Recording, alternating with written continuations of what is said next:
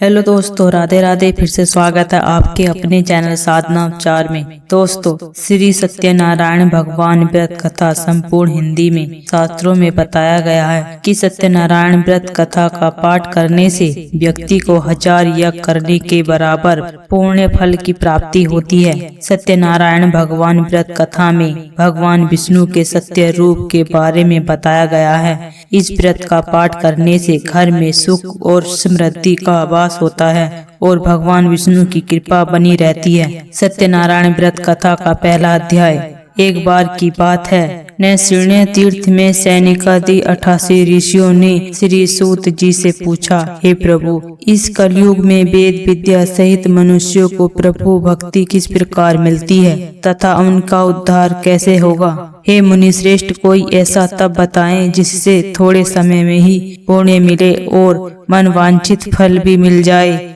इस प्रकार की कथा सुनने की हम इच्छा रखते हैं। सर्वशास्त्रों के ज्ञाता सूत जी बोले, हे वैष्णव में पूज्य, आप सभी ने प्राणियों के हित की बात पूछी है, इसलिए मैं एक ऐसे श्रेष्ठ व्रत को आप लोगों को बताऊंगा जिसे नारद जी ने लक्ष्मी नारायण जी से पूछा था और लक्ष्मीपति ने मुनि श्रेष्ठ नारद जी से कहा, आप सब इसे ध्यान से सुनिए। एक समय की बात है, योगीराज नारद जी दूसरों के हित की इच्छा के लिए अनेकों लोकों में घूमते हुए मृत्यु लोक में आ पहुँचे। यहाँ उन्होंने अनेक योनियों में जन्मे प्राय सभी मनुष्यों को अपने कर्मों द्वारा अनेकों दुखों से पीड़ित देखा। उनका दुख देख नारद जी सोचने लगे कि कैसा यंत्र किया जाए जिसके करने से निश्चित रूप से मानव के दुखों का अंत हो जाए। इसी विचार पर मन ही मन करते हुए वह विष्णु लोक में गए। वहाँ वह देवों के ईश नारायण की स्तुति करने लगे, जिसके हाथों में शंख चक्र गदा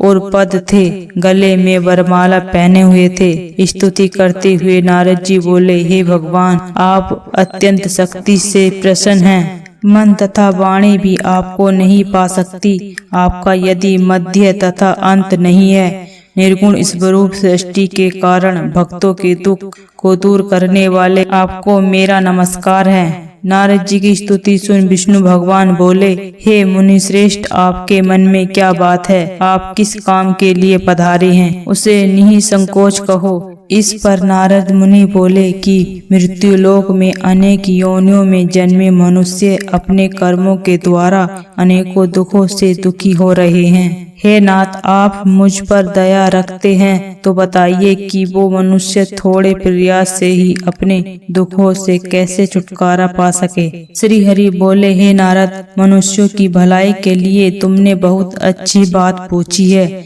जिसके करने से मनुष्य मोह से छूट जाता है।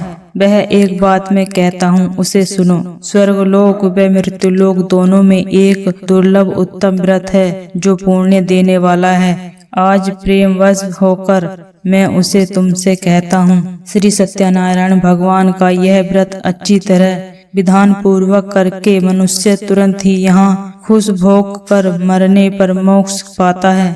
श्री सत्यनारायण भगवान का यह व्रत अच्छी तरह विधान पूर्वक करके मनुष्य तुरंत ही यहाँ सुख भोग कर मरने पर मोक्ष पाता है। श्री हरि के वचन सुन नारद जी बोले कि उस व्रत का क्या फल है और उसका विधान क्या है? यह व्रत किसने किया था? इस व्रत को किस दिन करना चाहिए? सभी कुछ विस्तार से बताइए। नारद की बात सुनकर श्री हरि बोले, दुख व शोक को दूर करने वाला, यह सभी स्थानों पर विजय दिलाने वाला, मानव को भक्ति व श्रद्धा के साथ शाम को श्री सत्यनारायण की पूजा धर्मपरायण होकर ब्राह्मणों व बंधुओं के साथ ही करनी चाहिए। भक्ति भाव से ही नैवेद्य केले का फल, घी, दूध और गेहूं का आटा सवाए ले। गेहूं के स्थान पर साड़ी का आटा, शक्कर तथा गुड़ लेकर वे सभी भक्षण भोग्य पदार्थों को मिलाकर भगवान का भोग लगाएं। ब्राह्मणों सहित बंधु बांधवों को भी भोजन कराएं। उसके बाद स्वयं भोजन करें। भजन कीर्तन के साथ भगवान की भक्ति में लीन हो जाएं। इस तरह से सत्यनारायण भगवान का यह व्रत करने पर मनुष्य की सारी इच्छाएं निश्चित रूप से पूरी होती हैं। इस कली काल अर्थ कलयुग में मृत्युलोक में मोक्ष का यही एक सरल उपाय बताया गया है। श्री सत्यनारायण व्रत कथा का पहला अध्याय संपूर्ण हुआ। बोलिए श्री सत्यनारायण भगवान की जय।